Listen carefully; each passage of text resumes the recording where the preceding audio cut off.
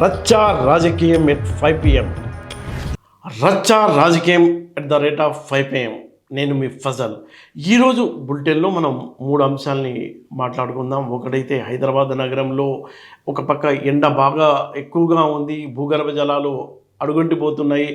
ఈ నేపథ్యంలో water ట్యాంకర్ల book అంటే గత 3 ఏళ్ళుగా మనం చూసుకున్నట్లయితే డబల్ అయింది. ఈ నెలలో కేవలం 24 రోజుల్లోనే 3,04,000 ట్యాంకర్లు బుక్ చేయడం, ఆ వివరాలు కూడా మనం ఈ స్టోరీలో చూడవచ్చు. ఇక సర్పంచ్లకు సంబంధించి సర్పంచ్ ఉప సర్పంచ్ మధ్య ఆ చెక్ పవర్ అనేది సిస్టమ్ ఉంది. దాన్ని తీసేసి పాత పద్ధతి గ్రామ కార్యదర్శి సర్పంచ్కు ఇవ్వాలని ప్రభుత్వం ఆలోచిస్తుంది. ఆ ఆలోచన పూర్తిగా కావాలి, ప్రాక్టికల్గా అమల్లోకి రావాలంటే చట్టసభలో సవరణ చేయాల్సి ఉంది. ప్రభుత్వం ముందు ఉన్న ఛాలెంజెస్ ఏంటి అనే అంశాన్ని కూడా మనం ఈ స్టోరీలో చూడవచ్చు. ఇక నిన్న జరిగిన ఖాజా మొయినుద్దీన్ హత్యకు సంబంధించి పోలీసులు చాలా సెన్సేషనల్ న్యూస్ని కూడా ఇచ్చారు. అది కేవలం దాని వెనుక ఈ వక్ఫ్ బోర్డుకు సంబంధించిన భూ వివాదాలు ఉన్నాయి. సుపారీ తీసుకొని ఈ హత్య చేయడానికి 5గురు గ్యాంగ్ పనిచేశారన్న సమాచారం అయితే పోలీసులు చెప్తున్నారు. ఆ స్టోరీకి సంబంధించిన పూర్తి డీటెయిల్స్ కూడా మనం ఈ బులెటిన్లో చూడవచ్చు. రచ్చా రాజకీయం ఎట్ 5 PM. హైదరాబాద్ నగరంలో అంటే ఎండ తీవ్రత బాగా పెరిగిపోయింది. మరోపక్క భూగర్భ జలాలు 75% పడిపోయాయి. ఒక జనాల్లో ఒక రకమైన భయం అన్నమాట. నీళ్లు వస్తాయా రేవా అని. ఎగ్జాంపుల్కు పెట్రోల్ కొరత ఉంది అంటే పెట్రోల్ బంకుల వద్ద లైన్లు క్యూ కట్టినట్టు ఇప్పుడు ఏమవుతుందంటే ఎక్కడ నీళ్లు రావు అన్న డౌట్తో జనాలు భారీ ఎత్తున వాటర్ ట్యాంకులను బుక్ చేసుకుంటున్నారు. గతంలో ఎప్పుడూ లేని విధంగా మే నెల కనుక మనం చూసుకున్నట్లయితే 24వ తారీఖు వరకు 3,04,000 వాటర్ ట్యాంకులు బుక్ చేశారు. గతంలో ఇంత భారీ ఎత్తున ఎప్పుడూ జరగలేదు. జలమండలి వద్ద అంటే వాటర్ వర్క్స్ డిపార్ట్మెంట్ వద్ద ఉన్న డేటా కనుక మనం పరిశీలించినట్లయితే మే నెలలో ఎన్ని బుక్ అయినాయి అని మనం చూసుకుంటే మొత్తం మే నెలలో 1,18,000 ట్యాంకర్లు బుక్ అయ్యాయి. 25 అంటే 2025 ఇయర్ మనం చూసుకున్నట్లయితే 1,69,000 ట్యాంకర్లు బుక్ అయ్యాయి. కానీ మే నెలలో ఇప్పుడు ఈ ఏడాది 24వ తేదీ వరకు మనం చూసుకున్నట్లయితే 3,04,000 వాటర్ ట్యాంకులు బుక్ చేసుకున్నారు పబ్లిక్. అంటే దానికి 2 కారణాలు. ఒకటేమో భూగర్భ జలాలు ఎండిపోయినాయి, నీళ్ళు వస్తాయో రావు అన్న భయం ఒకటి. ఇంకొకటేమో ఈ అసలు నీళ్లు సేవ్ చేసుకుందాం అన్నట్టు. ప్రధానంగా 30 ప్రాంతాల్లో ఈ డిమాండ్ బాగా ఎక్కువగా ఉంది. హైదరాబాద్ నగరంలో చూసుకున్నట్లయితే హైటెక్ సిటీ ఏరియాలో, అలాగే గచ్చిబౌలి, అమీర్పేట నుంచి మనం చూసుకున్నట్లయితే ఇటుపక్క కుకట్పల్లి హైటెక్ సిటీ వరకు, ఇటుపక్క గచ్చిబౌలి వరకు మొత్తం చాలా డిమాండ్ ఉంది అక్కడ. గతంలో ప్రతిరోజు ఒక 3,000 నుంచి 5,000 ట్యాంకర్లు బుక్ చేసుకునేవాళ్ళు. కానీ ఇప్పుడు 10 నుంచి 11,000 ట్యాంకర్లు బుక్ చేసుకునే పరిస్థితి ఉంది. మొత్తం 84 ఫిల్లింగ్ స్టేషన్ల నుంచి ఈ జలమండలి అవి ఫిల్ చేసి పంపిస్తుంది. ఆ ట్యాంకర్లు దాదాపు 11,323 ట్యాంకర్లు ప్రతిరోజు 11,000 ట్రిప్పులు కొడుతున్నాయి జలమండలికి సంబంధించి. ఇంకా అదనంగా కూడా వాళ్ళు ప్రైవేట్ వ్యక్తుల నుంచి కూడా కొన్ని ట్యాంకర్లు తీసుకొని పబ్లిక్ డిమాండ్ను ఫేస్ చేయడానికి జలమండలి ట్రై చేస్తుంది. అయితే మనం చూసుకున్నట్లయితే టోటల్గా నగర జనాభా 1,30,00,000 మంది జనాభాకు సరిపడ్డట్టు జలమండలి మొత్తం 165 చదరపు కిలోమీటర్ల పరిధిలో 600 MGD మిలియన్ గ్యాలన్ల నీరు ప్రతిరోజు సరఫరా చేస్తుంది ఈ రోజుకు. అయితే డిమాండ్ భారీగా ఉంది. ఆ డిమాండ్కు తగ్గట్టు ఫ్యూచర్లో ఎలాంటి సమస్యలు వచ్చినా ఫేస్ చేసేటట్టు భారీ ప్రణాళికలు వాళ్ళు రచిస్తున్నారు. ఆ అంశాన్ని కూడా నేను మీతో డీటెయిల్గా చెప్తాను. నేను MD అశోక్ రెడ్డి గారు ఇచ్చిన సమాచారం ప్రకారం 2050 వరకు ఎంతవరకు డిమాండ్ ఉంటుంది అన్న దాని మీద అదనంగా ఇప్పుడు ఒక 600 మిలియన్ గ్యాలన్ల నీరు ఎలా సప్లై చేస్తున్నారో దానికి అదనంగా ఒక 309 గ్యాలన్ల నీరు సరఫరా చేసేలా 11,000 కోట్ల రూపాయలతో ఒక భారీ ప్రణాళికను అమలు చేయబోతున్నారు. ఇప్పుడు మనం చూసుకున్నట్లయితే గృహ వినియోగం కోసం జలమండలి ఉచితంగా రోజు విడిచి రోజు 20,000 లీటర్ల నీరు ప్రతి గృహానికి అందిస్తుంది. అంటే దాదాపుగా 1,50,00,000 జనాభాకు 20,000 లీటర్లు నీటిని జలమండలి అందిస్తుంది. ఇంకెవరికన్నా జనాలకు నీళ్లు అదనంగా కావాలని వాళ్ళు ట్యాంకర్ని బుక్ చేసుకుంటే 5,000 లీటర్లున్న ట్యాంకర్ని 500 రూపాయలకు సరఫరా చేస్తున్నారు. అలాగే అంటే ఏది గృహ వినియోగానికి, కమర్షియల్ పర్పస్కి అయితే 850 రూపాయలు వసూలు చేస్తున్నారు. అదే జలమండలి కాకుండా ప్రైవేట్ ట్యాంకర్లు కనుక బుక్ చేసుకున్నట్లయితే దూరాన్ని బట్టి ధర ఉంటుంది. కేవలం 5,000 లీటర్ల ట్యాంకర్కు ప్రైవేట్ వాళ్ళు 1,500 నుంచి 2,000 రూపాయలు వసూలు చేస్తున్నారు. మనం కనుక గ్రౌండ్ లెవెల్లో చూసుకున్నట్లయితే హిమాయత్ సాగర్, సింగూరు, అలాగే అక్కంపల్లి నాగార్జున సాగర్ దగ్గర ఉన్నది కృష్ణా నదిపై, ఎల్లంపల్లి గోదావరి నదిపై ఉంది. ఈ రెండు ఈ మొత్తం ప్రాజెక్టులలో కూడా నీటి మట్టం బాగా తగ్గుతుంది. దీని ఎఫెక్ట్ ఎలా ఉంటుంది అన్న ఆందోళన అయితే జలమండలిలో ఉంది. మళ్ళీ వర్షాలు పడితే కానీ తీవ్రమైన నీటికి సంబంధించి తీవ్రమైన సంక్షోభం రాకపోవచ్చు. దీనికంటే అవసరమైనంత వరకు నీరు ఉంది. దానికి సంబంధించిన మెకానిజం ఉంది. 24 గంటల పాటు అవసరమైన వారికి నీటిని సరఫరా చేస్తున్నామని అధికారులు చెప్తున్నారు.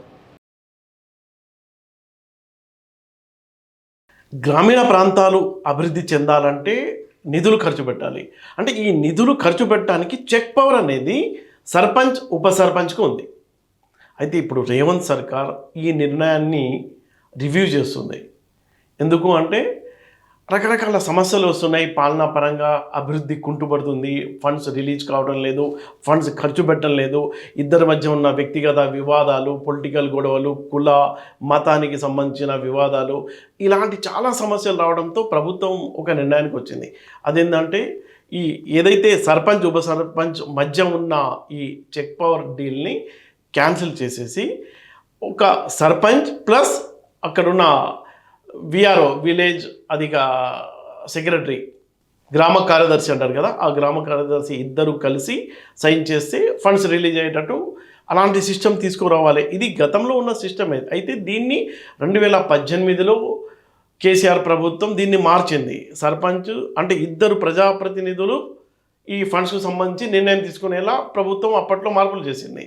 అయితే ఇప్పుడు మళ్ళీ రేవంత్ సర్కార్ ఆ పాత పద్ధతి గతంలో ఏదైతే ఉందో గ్రామ కార్యదర్శి ప్లస్ సర్పంచ్ ఇద్దరు కలిసి చెక్కుపై సైన్ చేసే విధానాన్ని మళ్ళీ ప్రవేశపెట్టాలని ప్రభుత్వం అనుకుంటుంది.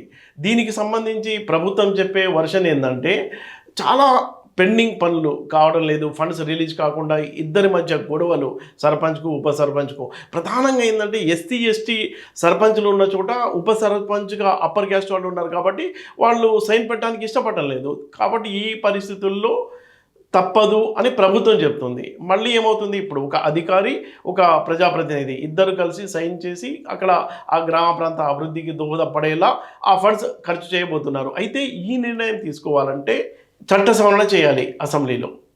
దానికి కొంత టైం పడుతుంది. మరోపక్క ఈ సర్పంచ్లు ఏం చెప్తున్నారంటే గ్రామీణ ప్రాంతాల్లో ఇప్పటి వరకు జరిగిన పలు అభివృద్ధి కార్యక్రమాలకు సంబంధించి 350 కోట్ల రూపాయల బిల్లులు పెండింగ్లో ఉన్నాయి. వాటి జోలికి పోకుండా ప్రభుత్వం ఇప్పుడేమో ఈ చెక్ పవర్కు సంబంధించి పోస్ట్మార్టం చేస్తుంది, ఎవరి మధ్య ఉండాలి అనే కొత్త వివాదానికి తెరలేపింది అని కొంతమంది అసహనం వ్యక్తం చేస్తున్నారు. ముందుగా ఆ 350 కోట్ల రూపాయలు విడుదల చేసి తర్వాత ఏం చేస్తారో అది చేసుకోండి అంటూ సర్పంచులు డిమాండ్ చేస్తున్నారు. ఈ నేపథ్యంలో ప్రభుత్వం ఏం చేయబోతుంది అంటే ఈ చెక్ పవర్కు సంబంధించిన డెసిషన్ తీసుకోవాలి అంటే సమీక్ష జరగాలి, అసెంబ్లీలో బిల్లు పెట్టాలి, క్యాబినెట్ డెసిషన్స్ తీసుకోవాలి. ఇవన్నీ జాప్యం అవుతాయి. ఈ జాప్యం అంటే ఇదంతా లాంగ్ ప్రాసెస్ కాబట్టి ఇది ఎప్పటి వరకు అవుతుంది, అప్పటి వరకు కావాల్సిన ఫండ్స్ విడుదల చేయరా, మన దగ్గర ఉన్న వ్యక్తిగత ఫండ్ అంటే ఇన్వెస్ట్ చేసాం మేమని కొంతమంది సర్పంచ్లు చాలా ఆవేదన వ్యక్తం చేస్తున్నారు. అసలు సమస్య ఏంది, నిపుణులు ఏం చెప్తున్నారంటే వ్యక్తిగత గొడవలు ప్రధానంగా వీటిని అంటే దీనికి సంబంధించిన ప్రధానంగా డామినేట్ చేస్తున్నాయి. వ్యక్తిగత గొడవలు, మళ్ళీ పార్టీల గొడవలు, మళ్ళీ కులం మతం ఇవన్నీ కౌంట్ అవుతున్నాయి. దీనివల్ల ఆ గ్రామ ప్రాంతంలో జరగాల్సిన అభివృద్ధి పనులు కుంటుపడడంతో ఫండ్స్ రిలీజ్ కాకపోతే పనులు కావు. అయితే ఇంకొకటి ఏంటంటే ఇప్పుడు కొత్త విధానం తీసుకొచ్చిన, గతంలో ఉన్న విధానమే అది, సర్పంచ్ ప్లస్ ఈ కార్యదర్శి గ్రామ కార్యదర్శి ఇద్దరు కలిసి చెక్ పవర్ తీసుకున్న గ్రామంలో ఉన్న సమస్యలు పరిష్కారం అవుతాయా అని కూడా కొంతమంది ప్రశ్నిస్తున్నారు. రేవంత్ సర్కార్ ఇప్పుడు ఏం చెప్తుంది, ఈ వ్యక్తిగత గొడవలు, వీళ్ళ మధ్య ఉన్న ప్రజాప్రతినిధుల మధ్య ఉన్న పంచాయతీ వల్లే గ్రామీణ ప్రాంతాల్లో అభివృద్ధి కుంటుపడుతుంది, వాళ్ళు చెక్పై సైన్ చేయడం లేదు కాబట్టే మేము ఒక అధికారిని, ప్రజాప్రతినిధి ప్లస్ ఒక అధికారిని, అంటే ప్రభుత్వ నిర్ణయం సరైనది అయినప్పటికీ ఇది ప్రాక్టికల్గా మళ్ళీ అమల్లోకి రావడం అనేది ఎంతకాలం అంటే ఒక రాజకీయ వివాదంగా మారింది ఇది. దీనిపై అటుపక్క బీఆర్ఎస్ పార్టీ మేము మార్చిన దాన్ని మళ్ళీ ఈ కాంగ్రెస్ ప్రభుత్వం మళ్ళీ మారుస్తుందా అంటూ దానికి ఒక రాజకీయ రంగు పులుముకోవడంతో దీనిపై చర్చోపచర్చలు అదే కంటిన్యూగా కొనసాగుతున్న నేపథ్యంలో ఈ సమస్యకు అంటే పరిష్కారం ఎప్పటి వరకు సాధ్యమవుతుంది అనేది తెలంగాణలో హాట్ టాపిక్గా మారింది. ఎన్ని గ్రామాలు, గ్రామీణ ప్రాంతాలు అసలు హడావుడిగా అంటే గ్రామీణ ప్రాంతాల్లో కేంద్రం నుంచి వచ్చే నిధులు ఖర్చు పెట్టాలన్నా సకాలంలో ఈ సర్పంచ్ ఎన్నికలు జరగాలి. అవి జరుపుకున్నాం మనం తెలంగాణలో, ఎన్నికలైతే అయినాయి, పాలన ఉంది. అయితే ఈ పాలన ఉన్న నేపథ్యంలో ఆ ఫండ్స్ ఖర్చు పెట్టడానికి ఉన్న ఆ పవర్స్ మీద ఓ కొత్త వివాదం రావడం, దానికి ప్రభుత్వం ఏమో ఎలాంటి నిర్ణయం తీసుకోబోతుంది, చట్ట సవరణ చేస్తారా అసెంబ్లీ సమావేశంలో, అది ఎప్పటి వరకు అవుతుంది అన్న ఉత్కంఠత అయితే నెలకొంది. తెలంగాణ న్యాయవాది ఖాజా మొయినుద్దీన్ హత్య కేసులో షాకింగ్ విషయాలు వెల్లడి అవుతున్నాయి. పోలీస్ విచారణలో ఏం తెలియందంటే 10 లక్షల సుపారీ తీసుకుని వినయ్ అనే అతను కిషన్ ద్వారా, వినయ్ అనే అతను కవాడిగూడకు సంబంధించిన వ్యక్తి, అతను 5గురి ముఠాయిదే సుపారీ తీసుకున్నారు 10 లక్షల రూపాయలు. 6 నెలల క్రితం నుంచే పక్కా ప్లాన్, ఒక ఓల్డ్ వెహికల్ కూడా కొన్నారట ఇతన్ని చంపడానికి, అడ్వకేట్ని చంపడానికి. ఈ 5గురు సభ్యుల ముఠా రెక్కి నిర్వహించారు. ఇంకా అతన్ని చంపడం అనేది ఇంటి దగ్గర అయితేనే ఈజీగా ఉంటుంది అనే ఒక నిర్ణయానికి వచ్చి పక్కా ప్లాన్తో ఆ రోజు సీసీటీవీ ఫుటేజ్లో అందరూ చూశారు. వేగంగా రావడం, అతన్ని గుద్దేయడం, 20 మీటర్ల దూరం వరకు ఆయన పడి చాలా దుర్బలమైన దారుణమైన స్థితిలో ఆయన తీవ్రమైన గాయాలతో చనిపోవడం అందరూ ఆ సీసీటీవీ విజువల్స్ చూశారు. అయితే ఈ హత్య వెనుక చాలా ఈ వక్ఫ్ బోర్డుకు సంబంధించిన భూ వివాదాలు ఉన్నాయి అని కూడా పోలీసులు అనుమానిస్తూ ఆ కోణంలో దర్యాప్తు చేస్తున్నారు. అయితే ఎవరైతే ఈ వినయ్ని పోలీసులు విచారిస్తున్నారో వాళ్ళు ఇంకా ప్రభుత్వం పోలీసులు ఇంకా అధికారికంగా మీడియా ముందు పెట్టలేదు. కానీ ఇప్పటివరకు వస్తున్న సమాచారాన్ని బట్టి తీసుకున్నట్లయితే 10 లక్షల రూపాయల సుపారీ తీసుకుని 6 నెలల ముందే ప్లాన్ చేసి ఈ హత్య చేసినట్టు పోలీసులు అనుమానిస్తున్నారు. అయితే ఈ హత్య జరిగిన తర్వాత ఈ 5గురు ఎవరైతే ఉన్నారో వాళ్ళు పారిపోయారు. కొంతమందిని గోవాలో, మరికొంతమందిని కల్వకుర్తిలో, మరికొంతమందిని బెంగళూరులో పోలీసులు 5 గ్రూపులుగా డివైడ్ అయిపోయి స్పాట్లో వాళ్ళని పట్టుకొని తీసుకొచ్చి విచారిస్తున్నారు. పోలీసులు విచారణ చాలా సీరియస్గా జరుగుతుంది. మొత్తం కాల్ డేటా సేకరిస్తున్నారు, సీసీటీవీ ఫుటేజ్లు తీసుకుంటున్నారు. అయితే దీనికి సంబంధించి అసలు ఎవరు, ఎందుకు, ఎలా చేశారు, కేవలం వేరే వ్యక్తిగత కారణాలు ఉన్నాయా, లేకపోతే ఈ ఆస్తులకు సంబంధించిన వివాదం మాత్రమేనా, లేకపోతే వేరే రియల్ ఎస్టేట్ గొడవలు ఉన్నాయా అన్న 3 కోణాల్లో పోలీసులు అయితే దర్యాప్తు చేస్తున్నారు. అయితే ఈ నేపథ్యంలో అడ్వకేట్స్ ఫర్ జస్టిస్ అనే ఒక సంస్థ న్యాయవాదులకు ఒక విజ్ఞప్తి చేసింది. ఎవరైతే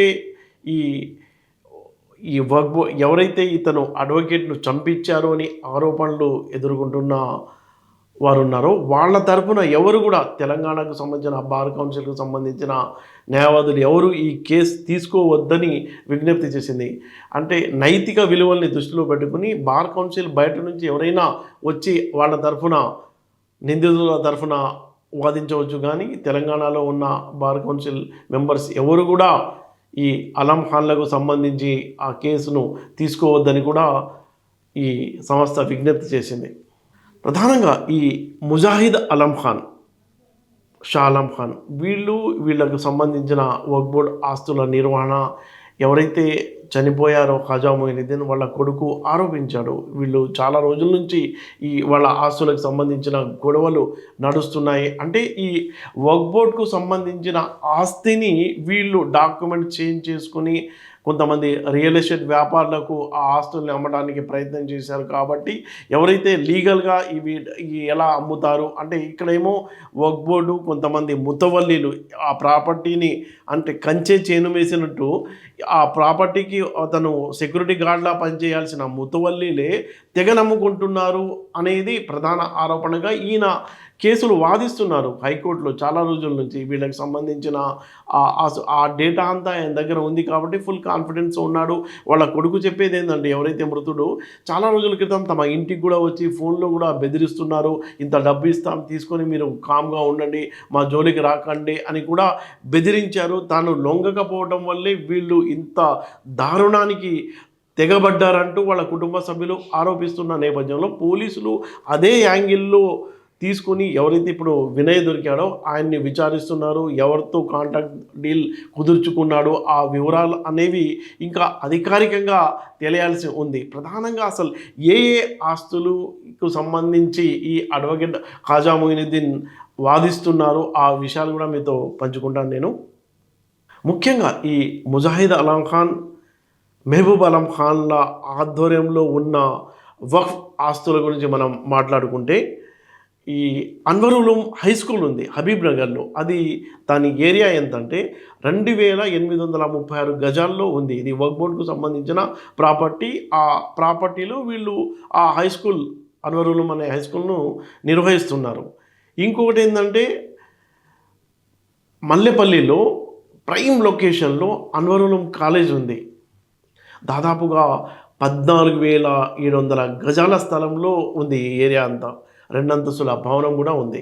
దానికి సంబంధించి కూడా ఖాజా మొయినుద్దీన్ ఆ వివాదంలో చాలా సీరియస్గా ఆయన పట్టించుకొని కోర్టులో పోరాడుతున్నాడు. మలక్పేట్లో 6.5 ఎకరాల్లో ఐజా కాలేజ్ ఉంది. చాలా చాలా పెద్ద గ్రౌండ్ ఉంటుంది అక్కడ. మనం చూసుకున్నట్టయితే చెంచల్గూడ జైలుకు సమీపంలో ఇది ఉంది. దీనికి సంబంధించి కూడా వీళ్ళ ఆధ్వర్యంలో ఉంది. ఆ ల్యాండ్లో వేరే డెవలప్మెంట్ వర్క్స్ చేపించడానికి రియల్ ఎస్టేట్ వ్యాపారులకు తెగనమ్మడానికి, అంటే ఈ వర్క్ బోర్డుకు సంబంధించిన ప్రాపర్టీని తమ సొంత ఆస్తిగా వీళ్ళు మార్చుకుని ఆ డాక్యుమెంట్స్లో ఎలాంటి ట్యాంపర్ చేశారు అన్న అంశాలని కూడా దానికి సంబంధించిన ప్రూఫ్ కూడా ఖాజా మొయినుద్దీన్ దగ్గర ఉండటం వల్లే ఆయనపై దాడికి తెగబడ్డారని వాళ్ళ కుటుంబ సభ్యులు ఆరోపిస్తున్నారు. అలాగే మలక్పేట్లో 25 ఎకరాలు చాలా పెద్ద స్థలం, అది ముంతాజ్ కాలేజ్ ఉంది. ఆ కాలేజ్ కూడా వీళ్ళు ఎవరైతే ఈ ముజాహిద్ అలం ఖాన్, మెహబూబ్ అలం ఖాన్లే వాళ్ళ ఆధ్వర్యంలోనే ఉన్నాయి. వీళ్ళు ముతవల్లీలుగా ఉన్నారు అక్కడ. ముతవల్లి అంటే కేవలం కేర్ టేకర్గా మాత్రమే ఉండాలి. ఆ ప్రాపర్టీని రక్షించాల్సిన బాధ్యత రక్షించాల్సిన వాళ్ళే భక్షిస్తున్నారు అంటూ తన దగ్గర ఆ ప్రూఫ్లు ఉండి ఆయన కోర్టులో పోరాటానికి ఆయన ప్రయత్నిస్తున్న నేపథ్యంలోనే ఇలాంటి దారుణమైన సంఘటనలో ఆయన ప్రాణాలు కోల్పోవలసి వచ్చిందని వాళ్ళ ఫ్యామిలీ మెంబర్స్ అయితే చాలా సీరియస్గా పోలీసులకు వాళ్ళ దగ్గర ఉన్న సమాచారాన్ని, ఎంత ఉందో సమాచారం, గతంలో వచ్చిన ఆయనకు బెదిరింపు కాల్స్కు సంబంధించిన వివరాలు, ఆ డేటా అంతా ఆ ఫ్యామిలీ పోలీసులకు అప్పచెప్పామని చెప్తున్నారు. అయితే ఈ నేపథ్యంలో పోలీసులు ఏం చేస్తారు, నిజంగా ఎవరైతే ఇతనిపై దాడికి పాల్పడ్డారో వాళ్ళకి శిక్ష పడుతుందా లేదా అన్న అంశాన్ని కూడా ఆ ఫ్యామిలీలో చాలా సీరియస్గానే మాట్లాడుకుంటున్నారు.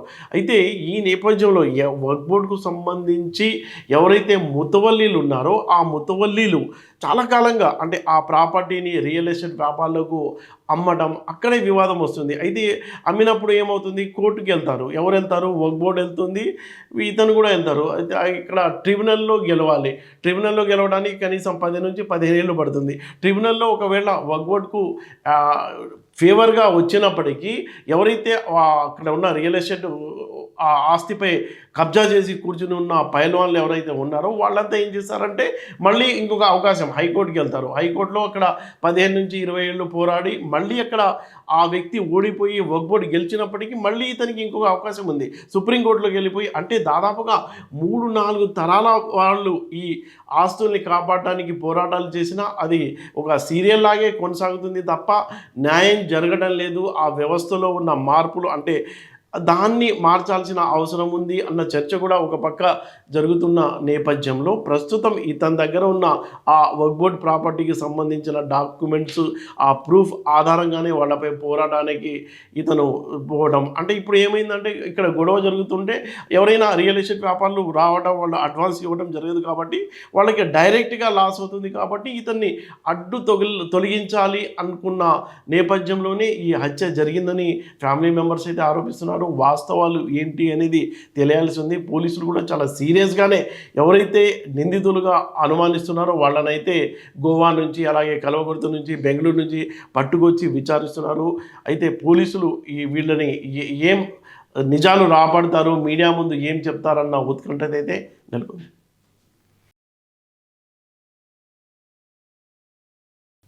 రచ్చా రాజకీయం @5 PM చూస్తూనే ఉండండి. రేపటి బులెటిన్లో మళ్ళీ కలుద్దాం. రచ్చా రాజకీయం @5 PM.